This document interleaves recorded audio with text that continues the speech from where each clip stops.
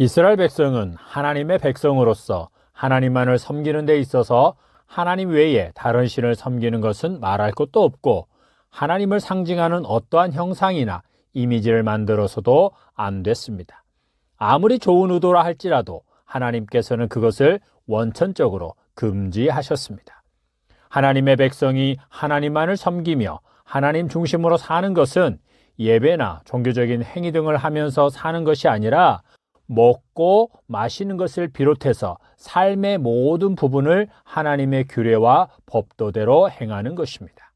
14장은 하나님의 백성이 먹을 수 있는 짐승과 먹지 말아야 하는 짐승에 대해, 그리고 농사를 짓는 그들이 토지의 모든 소산에 대한 주인이 누구인지를 고백하는 11조에 대한 말씀입니다.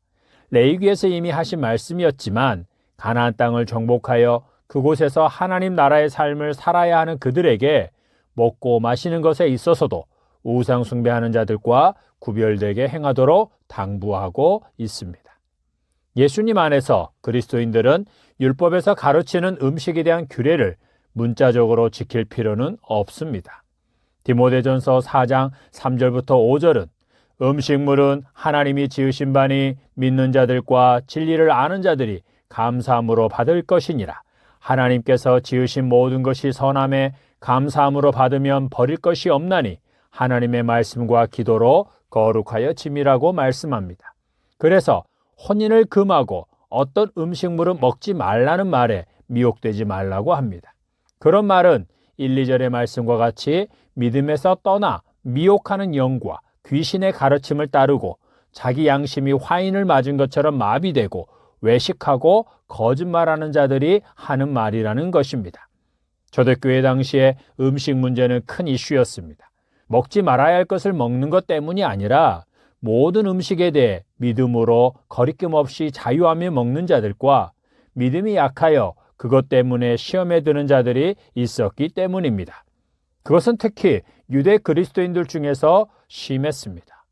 우상 숭배를 했던 이방 그리스도인들이 디모데전서 4장의 말씀과 같이 자유롭게 음식을 먹는 것 때문에, 물론 그들 중에서도 완전히 자유한 자와 덜 자유한 자가 있었지만, 그들이 음식에 대한 자유한 모습은 여전히 모세율법을 지켜야 된다고 생각하는 유대 그리스도인들에게는 큰 시험거리가 아닐 수 없었습니다. 이 문제에 대해 사도 바울은 로마서 14장에서 음식 문제로 믿음이 약한 형제를 넘어지게 하지 말라고 하고, 고린도전서 10장에서는 모든 것이 가하나 모든 것이 유익한 것이 아니요, 모든 것이 가하나 모든 것이 덕을 세우는 것은 아니니 누구든지 자기의 유익을 구하지 말고 남의 유익을 구하라고 하고, 너희가 먹든지 마시든지 무엇을 하든지 다 하나님의 영광을 위하여 하라고 강력하게 말씀합니다. 여러분은 십자가에서 피 흘려 죽으시고 부활하신 예수님을 구주와 주님으로 믿습니까? 그렇다면 여러분은 여러분의 것이 아니요 예수님의 피값으로 하나님의 것이 된 것입니다. 직접적으로 말하면 하나님께서 여러분의 몸, 여러분의 육체를 하나님의 것으로 삼으셨다는 것입니다. 그러므로 우리는 우리의 몸을 음행이나 간음, 기타 모든 죄들에게 내어주어서는 안 되는 것입니다. 그렇게 내어주는 것은 마치 성찬식에 사용하는 성찬상을 술상으로 사용하는 것과 같습니다. 음식을 먹고 마시는 것에 있어서도 하나님의 것인 우리 몸을 더럽히거나 병들게 하는 음식은 가급적 먹지 말아야 합니다. 그렇게 하는 것이 우리 몸을 하나님께서 기뻐하시는 거룩한 산제물로 드리는 것입니다. 이와 같은 말씀은 술이나 담배 등의 기호식품에 대한 논쟁을 그치게 합니다. 기호식품이라는 말 자체가 육신의 생명과 건강을 위해 반드시 먹어야 하는 음식은 아니라는 것입니다. 그것은 신불신을 떠나 본인의 선택과 결정에 따라 먹을 수도 있고 안 먹을 수도 있는 것입니다. 불신자들 중에서도 애초에 술, 담배를 하지 않는 사람, 건강을 위해 끊은 사람들이 있습니다. 그런데 그리스도인이라고 하면서도 기호식품에 대해 구별되게 살지 않는 것은 자기 몸의 주인이 하나님이 아니라 자기라는 것을 주장하고 있는 것일 뿐입니다. 여러분은 여러분의 몸이 하나님의 것임을 인정하십니까? 여러분의 몸을 하나님께 거룩한 산제물로 드려 하나님의 영광을 위해 거룩하게 쓰임받게 되기를 원하십니까? 그렇다면 술, 담배 등의 기호식품은 물론이고 몸을 상하게 하고 병들게 하는 음식, 특히 피를 탁하게 하고 혈관 건강을 해치는 음식과 성인병의 주범이 되는 음식들은 가급적 피해야 합니다. 그것들로부터 몸을 보호해야 합니다. 하나님의 영광을 위해 먹고 마시고 모든 것을 하나님의 영광을 위해 행한다는 것은 먹고 마시는 것과 내가 하고자 하는 일이나 하고 있는 일을 하나님께 예배하는 강단에, 강대상에 올려놓고 하나님께 감사할 수 있어야 한다는 것입니다. 그리스도인의 11조에 대해서는 레위기 2장 소제에 대한 말씀에서 언급했듯이 일용할 양식을 주시는 분이 하나님 아버지 한 분이시요. 그래서 나에게 주어지는 모든 양식, 모든 수입이 하나님 아버지의 것임을 고백하면서 그 중에서 얼마를 떼어 감사함으로 드리는 것이 11조입니다. 11조의 본래적인 의미는 나의 모든 수입이 하나님의 것이라는 신앙 고백입니다. 이런 신앙 고백이 없는 11조나 감사 헌금은 하나님께 드려지는 것이 아닙니다. 그런데 말입니다. 신약 성경은 11조에 대해서 유대 그리스도인과 이방 그리스도인에 대해 다르게 적용합니다.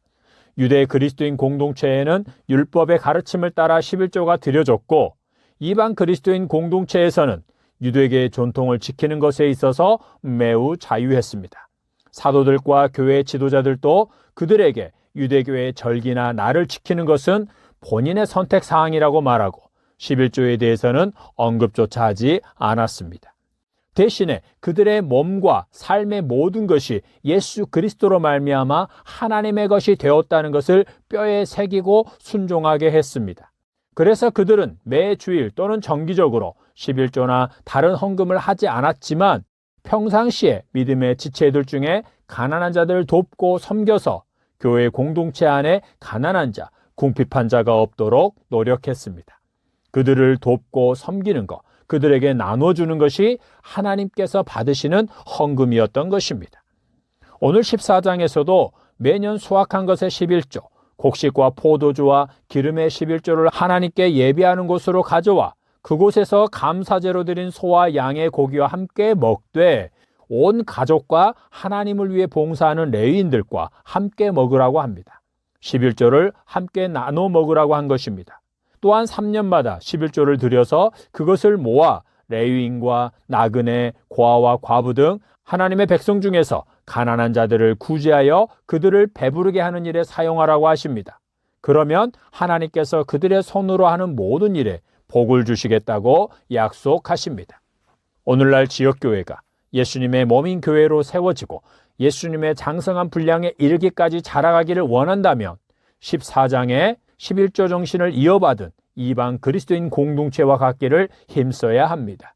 그러나 사도시대 교회와는 달리 오늘 우리 시대에는 성령께서 불같이 역사하여 삶을 완전히 뒤집어 놓은 자들이 너무도 적어서 징검다리를 하나 놓아야 합니다. 그 징검다리는 성도들로 하여금 그들의 모든 수입이 하나님의 은혜로 주어지는 것이요 그 모든 것을 하나님의 것임을 인정한다면 그것에 대한 신앙 고백으로 11조를 드리라고 하는 것입니다.